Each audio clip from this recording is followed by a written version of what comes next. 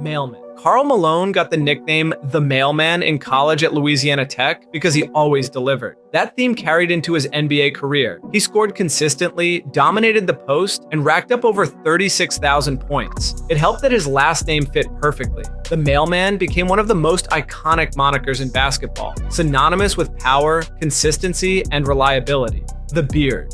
James Harden's nickname is simple but iconic. The Beard started as a joke in college where he refused to shave. As his game grew, so did the legend of his facial hair. The Beard became a brand so recognizable that he didn't even need a jersey number. Harden leaned into it, and now his beard is as famous as his step back. Greek Freak. Giannis got the nickname Greek Freak early in his rookie season.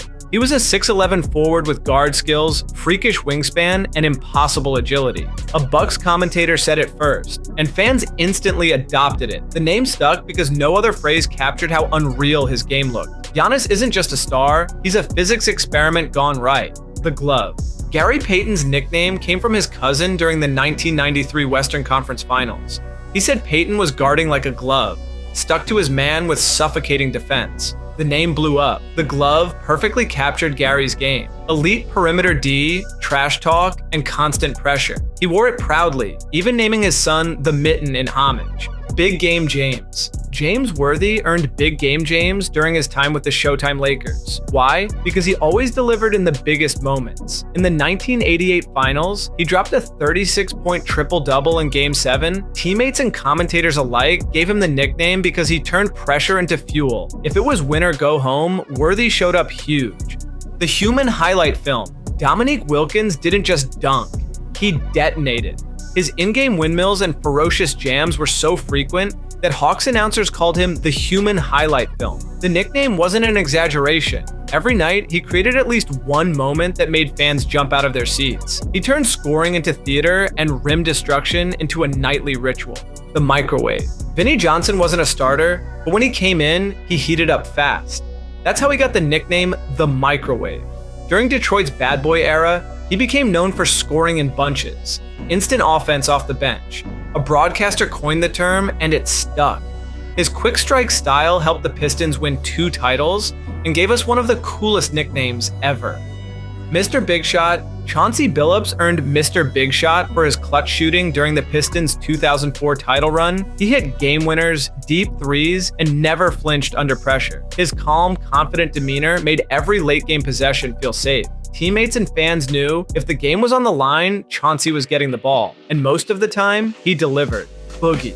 The nickname Boogie came from a high school coach who saw DeMarcus Cousins dance through defenders in the post and said, "You've got some boogie in your game." It stuck. Cousins had soft feet for a big man and nasty footwork. He played with flair, force, and attitude. Boogie sounded fun, but on the court, he was pure trouble. Skywalker. Before Jordan took flight, there was David Thompson. They called him Skywalker because his vertical leap was over 44 inches, and he made dunking look effortless. Teammates said he'd hang in the air like a hovercraft. He once scored 73 points in a single game and revolutionized above the rim play. The nickname made him sound mythical, and honestly, he was. Rain Man. In rainy Seattle, Sean Kemp's nickname Rain Man was a play on words. Raining dunks, ruling the court, and repping the Pacific Northwest. It came from a local announcer in his rookie season. With his explosive athleticism and violent dunks, Kemp didn't just reign, he dominated. Rain Man wasn't just a name, it was a warning for anyone in the paint. Clyde the Glide. Clyde Drexler earned Clyde the Glide in college for his silky smooth movements. He didn't just jump, he floated. Drexler's dunks looked effortless, like his feet barely touched the ground. The nickname rhymed and fit perfectly, becoming his brand throughout his Hall of Fame career. He didn't overpower you. He glided right past you and made it look easy. Party, the Matrix. Sean Marion got the Matrix nickname from Kenny Smith during his rookie year. Marion had a bizarre jump shot, awkward angles, and weird timing, but he could guard all 5 positions, fill up a box score, and teleport across the floor on defense. He played like someone hacked reality. No form, just results. The Matrix captured it all, glitchy but lethal. Zeke. Zeke was a childhood nickname given to Isaiah Thomas by a relative, and it stuck throughout his legendary career. Despite his small stature, he played with huge heart. leading the Bad Boy Pistons to back-to-back titles. Zeke was the calm name behind a fiery leader who could torch you with crossovers or dagger jumpers. Tough, fearless, and unforgettable. Starbury. Stephon Marbury turned his name into a brand. Starbury was a mix of Star and Marbury, and it became his identity both on and off the court. He launched a low-cost sneaker line with the same name, aiming to make basketball accessible. Snazzy, emotional, and deeply talented, Starbury wasn't just a player, he was a movement. World Be Free. Lloyd Free legally changed his name to World Be Free in 1981, but the nickname started in high school. He was just that good. His game was flashy, fearless, and full of flavor. He'd shoot from anywhere, talk nonstop, and light up the scoreboard. World symbolized his style, big, bold, and bigger than basketball. A name like that, he earned it.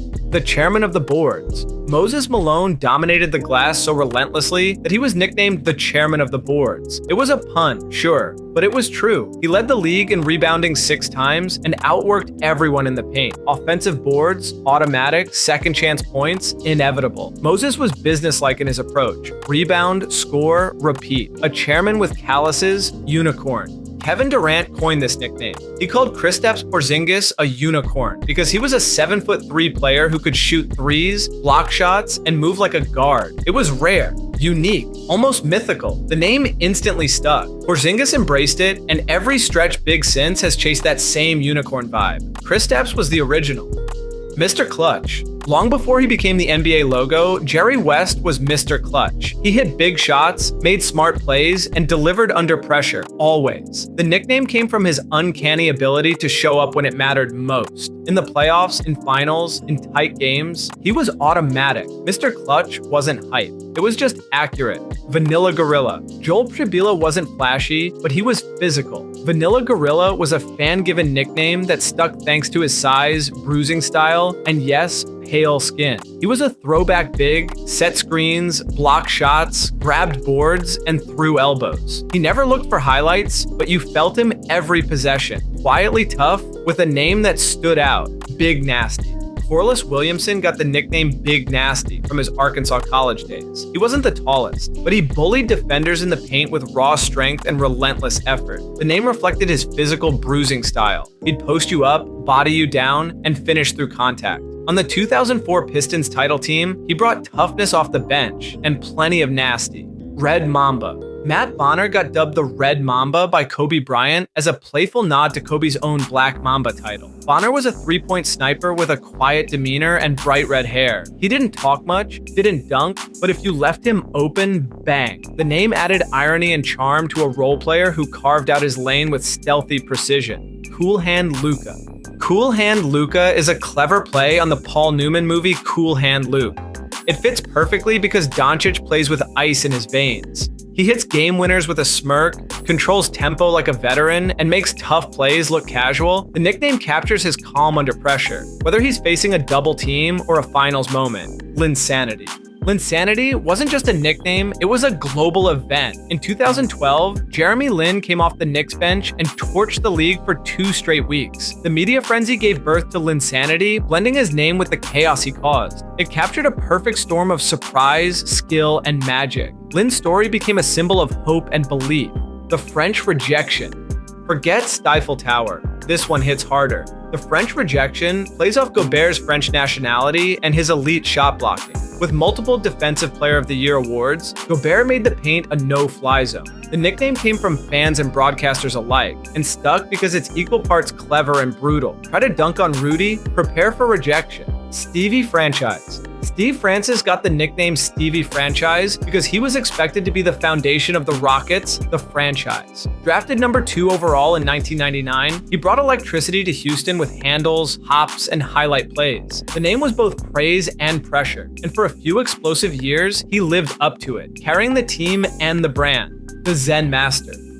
Phil Jackson got this nickname for his calm, philosophical coaching style. A fan of Eastern philosophy and mindfulness, Jackson integrated meditation, sacred texts, and team unity into his strategy. He won 11 titles as a coach, 6 with the Bulls, 5 with the Lakers. The Zen Master wasn't just a nickname, it became his identity and coaching blueprints. Plastic Man. Stacey Augmon earned the nickname Plastic Man in college for his freakish length and flexibility. At 6 feet 8 inches with guard skills, he could guard anyone from point guards to power forwards. His limbs seemed to stretch forever, wrapping around screens and suffocating ball handlers. On defense, he was elastic, bendy, and almost inhuman. Plastic Man said it all: Sweetwater. Nat Sweetwater Clifton was one of the first African Americans to sign an NBA contract. His nickname came from his love of soft drinks growing up in Arkansas, but on the court, he was anything but soft. A powerful forward with a smooth touch, Sweetwater was a pioneer. His name became a tribute, not just to his game, but his legacy. The Admiral. Robert Parrish wasn't in the Navy like David Robinson, but Celtics fans dubbed him the Admiral, as a nod to his calm presence and leadership. Known for his stone-faced composure and reliable production, he played more games than anyone in NBA history. He wasn't loud, but he was steady, respected, and always ready for battle. An admiral in spirit, if not rank.